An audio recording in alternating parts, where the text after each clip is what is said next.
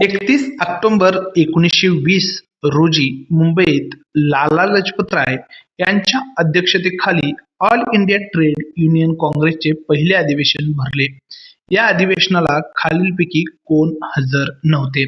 महाराष्ट्र गट ब अराजपत्रित सेवा संयुक्त पूर्व परीक्षा 2026 दिनांक 14 जून रोजी हा पेपर झाला होता आणि आगामी येणाऱ्या संयुक्त पूर्व परीक्षा गट क परीक्षेसाठी आपल्याला हा प्रश्न खूप महत्वाचा आहे. चला तर याचे योग्य उत्तर असणार आहे महात्मा गांधी आणि फक्त क हा पर्याय बरोबर असणार आहे. जाणून घेऊया आता स्पष्टीकरण. बघा, ऑल इंडिया ट्रेड युनियन काँग्रेसची जी स्थापना आहे ती 31 ऑक्टोबर 1920 रोजी झाली होती. मुंबई येथे झाली होती ही स्थापना आणि याचे पहिले अध्यक्ष आहेत ते लाला लजपत राय होते आणि मुख्य सरचिटणीस हे जोसेफ बॅप्टिस्टा होते, तर दिवाण चमनलाल होते. मुख्य सरचिटणीस हे जोसेफ बॅप्टिस्टा आणि दिवाण चमनलाल हे होते. आता यामध्ये उपस्थित नेते पाहिल्यास आपल्याला Motilal Nehru, Vitthalbhai Patel, Avantikabai Gokhale, Annie Besant, C.F. Andrews आणि बाळ गंगाधर टिळक. जे बाळ गंगाधर टिळक हे अधिवेशनापूर्वी यांचं निधन झालं होतं, तरी देखील त्यांनी याला पाठिंबा दिला होता. यासारखे प्रमुख नेते येथे ह्या अधिवेशनाला उपस्थित होते. बघा, महात्मा गांधीजी या अधिवेशनासाठी का अनुपस्थित होते याबद्दलची आता माहिती आपण पाहूया. तर यामध्ये महात्मा गांधी हे कामगार संघटनांना राजकीय व्यासपीठाशी जोडण्याचा किंवा AITUCच्या स्थापनेच्या कल्पनेशी पूर्णपणे सहमत नव्हते. ते कामगारांच्या हितासाठी स्वतंत्र अहिंसक मार्गाने काम करण्याच्या मताचे होते. आता याचं उदाहरण पाहिल्यास अहमदाबाद टेक्सटाईल लेबर असोसिएशन हे उदाहरण आहे आणि म्हणून ते AITUCच्या पहिल्या अधिवेशनाला उपस्थित नव्हते. बघा, आता All India Trade Union Congress ही जी संस्था आहे याबद्दलची आता महत्वाची माहिती जी MPSC ला आपल्याला विचारली जाऊ शकते हे पाहूया. तर ही सगळ्यात जुनी आणि पहिली कामगार संघटना आहे. याची स्थापना 31 ऑक्टोबर 1920 रोजी एम्पायर थिएटर मुंबई येथे झाली होती आणि याचे पहिले अध्यक्ष लाला लजपत राय होते. तर पहिले सरचिटणीस दिवाण चमनलाल आणि NM जोशी होते आणि याचे मुख्य संपादक NM जोशी, जोसेफ बॅप्टिस्टा आणि लाला लजपत राय होते. चला, याची स्थापनेची पार्श्वभूमी काय आहे, उद्देश काय आहे हे आता जाणून घेऊया.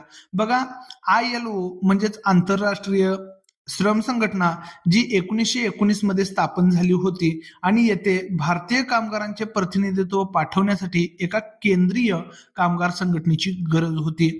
ILO साठी एखादं प्रतिनिधित्व पाठवावं यासाठी केंद्रीय कामगार संघटनेची गरज होती, म्हणून आपण AITUC स्थापन झालेली पाहतो.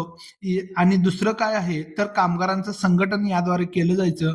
कामगारांचे शोषण थांबवणे, कामाचे तास निश्चित करणे, योग्य वेतन आणि त्यांच्या हक्काचं संरक्षण करणे हा या संघटनेचा मुख्य उद्देश आपल्याला पाहायला मिळतो. तर स्वातंत्र्य लढा आणि कामगार चळवळ याबद्दलची माहिती पाहिल्यास आपल्याला लक्षात येतं की भारतीय स्वातंत्र्य लढ्याशी कामगार चळवळीला जोडणे हे AITUCचे मुख्य ध्येय होते. यामध्ये राजकीय नेत्यांचा सहभाग देखील होता. काँग्रेस, राष्ट्रीय चळवळीतील प्रमुख नेत्यांनी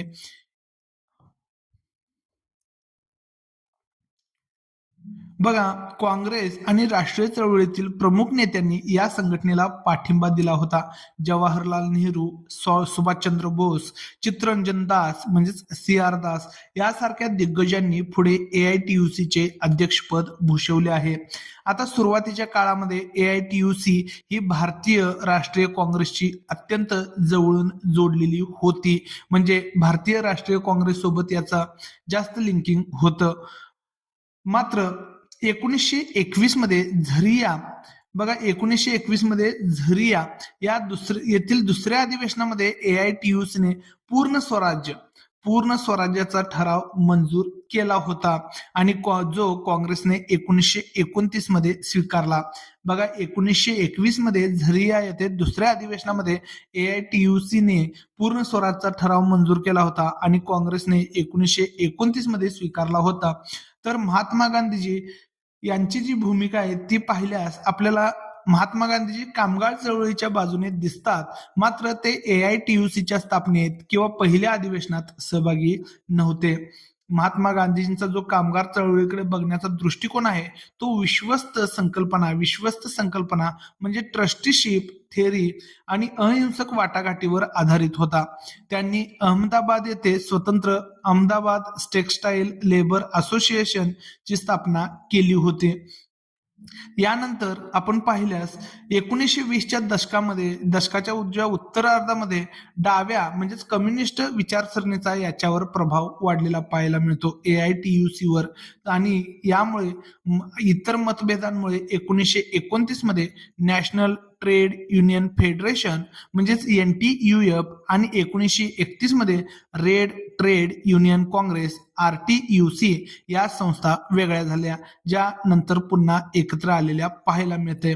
सध्या जर पाहिलं तर दुसऱ्या महायुद्धानंतर म्हणजे स्वातंत्र्योत्तर काळामध्ये AITUC ही मुख्यत्वे भारतीय कम्युनिस्ट पक्ष म्हणजेच CPI राजकीय दृष्ट्या जोडली गेलेली आहे. मित्रो, ही माहिती तुम्हाला कशी वाटली नक्की कमेंट करून सांगा आणि अशाच अपडेटसाठी आपल्या चॅनलला सबस्क्राईब करायला विसरू नका. तर MPSC मध्ये याबद्दल प्रश्न आलेला होता. 31 ऑक्टोबर 1920 रोजी मुंबईत लाला लजपत राय यांच्या अध्यक्षतेखाली ऑल इंडिया ट्रेड युनियन काँग्रेसचे पहिले अधिवेशन भरले. या अधिवेशनाला खालीलपैकी कोण हजर नव्हते असा प्रश्न आपल्याला MPSC मध्ये पाहायला मिळतो आणि याचं उत्तर फक्त क महात्मा गांधी हे आहे. भेटूया एका नवीन व्हिडिओमध्ये. धन्यवाद.